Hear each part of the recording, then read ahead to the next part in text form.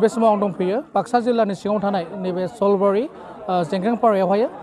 जोङो खोनानो मोन्दोंमोन थांनाय मास मोनसेनि सिगां जि फेक एनकाउन्टार जादोंमोन नैबे बाक्सा जिल्ला सिङाव थानाय जेंख्रेंपारा गामिनि डिम्बिसार मुसाहारिया उदालगुरियाव लांजानाय फेक एनकाउन्टार खालामजादोंमोन जाय बिथांखौ केनाराम बसुमतारी होननानै फेक एनकाउन्टार खालामदोंमोन बै बिथाङा डिम्बिसार मुसाहारिसोमोन दा बे बिथांनि दिनै प्रेम बस बेजों लोगोसे गोबां मानसिफोर लोब फैनानै नैबेयाव बाहागो लाफैदों आरो बै बिथांमोननि न'खरनिफ्राय बिनि बिसि मन्जु फोरमायदों आरो बेजों लोगोसे बिनि न'खरनि जिखिनि सोलिनो अबस्था सोलिलांगोन बेनि थाखाय बेयो जोंनो माखासे फोरमायगोन फै आं खावलायो केमेराफोरजों देखायनो थाखाय बिनि बिखय माने मा बुंनो आङो दा सरखारनिफ्रायथ' एख' माबाखौथ' मोनासै न्यायखौ मोनासै आङो जि दा रायजो राजानि हेफाजाबाव बेखिनिखौ खुंनो हाबाय आङो बेखिनिखौ खुंनानै दोनबाय आङो दा जोंनिया माने बिदिनो खुंनांगौ जोंनिया दा 13 दिनाव खुंनांगौमोन 13 दिननिखौ जों हादिया 13 दिननिखौ हायियाव जोङो दा मास मोनसेयावनो लानाय जाबाय दिनै 22 थारिखआवनो लानाय जाबाय मानसिया मास मोनसेयानो जाबाय सानसेल' खममोन न'निफ्राय ओंखारलांनाया जोंनि मास मोनसेनि उनाव खुंनाय जाबाय आरो जों बिनि सानदुखौ बिनि न्यायखौथ' दासिमबो मोननाय जायाखै दा जोङो बिनि न्यायखौ लुगैबाय दङ जोङो दा माबाबाय दङ आरो दा उनावबा मा जायो नायनोसै उनफासावबा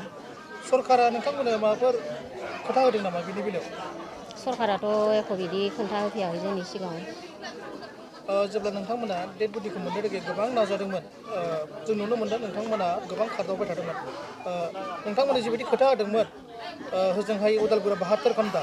बेबायदि जों खारदों ना बिसोर आरो बिनि उनाव गोबां दिन लाखिबावदों जोंथ' 72 घन्टानि डेट होदोंमोन 72 घन्टाखौ नेबाय जोङो नेनानैथ' मोनानैथ' आरो बिनि उनाव दा आरो 72 घन्टा होननानैथ' इसोरथ' खमावबो आधा मासखौ लाखिनाय जाखादों आरो इसोरो 15-16 दिन लाखिनाय जाखादों आरो इसोरो 16 दिननि उनावसो माने डेड बडिया न'आव मोनफैदो आरो आंथ' दा बिनि बेखयथ' आङोथ' दा न'खरावथ' आंहाथ' जेबो गैखायानो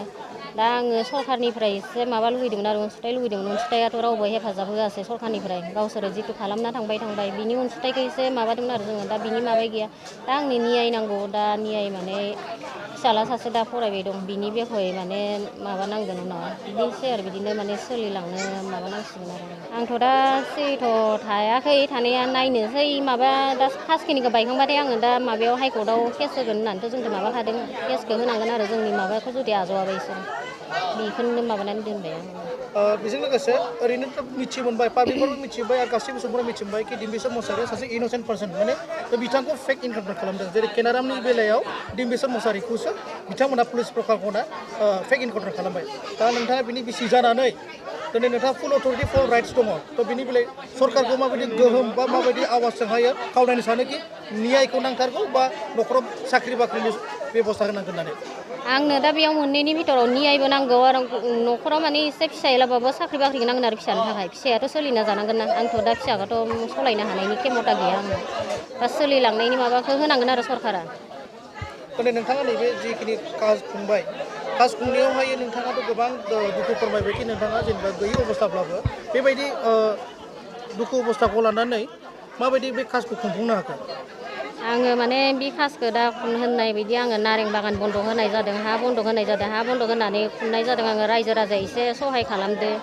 खुरमा गुस्थिफोरा एसे सहाय खालामदो आरो खुरमाफोरा बिनि माबायसो आङो हेफाजाबावसो माने कासखिनिखौ खुंनो हादों आरो दिनै बेखिनिखौ आरो नोंथांनि फिसाला सासे मेट्रिक होबाय थादोंमोन मेट्रिक होबाय थाफुनायावनो बेबायदि दुर्घटना जाना होबाय थ' बिनि बेलायावबो माबायदि दुखु फोरमायनो सानो कि सासे नोंहा फिसालानि लाइफखौहाय फिउचारखौ बरबाद खालामना होबाय होननानै दा माने आं होननो सानो दा बिनि बेखय माने आङो दा सानो आरो दा फिसालाया मस्ट 3 थारिखआव फरिखामोन बिफाया जाहैबाय ओजों 3 थारिखआव फरिखामोन बे माने माबायाव 24आव माने माबा जानाय जाबाय जिउ गोमालांनाय जाबाय माने बिदिनो माने दा फिसालाया हाबाबा हायाबाबो नाजादों आरो दा मेट्रिक फरिखाखौ होनो दा आरो माबायदि खालामा बेखौथ' आं मिथिया मोजां जायो गाज्रि जायो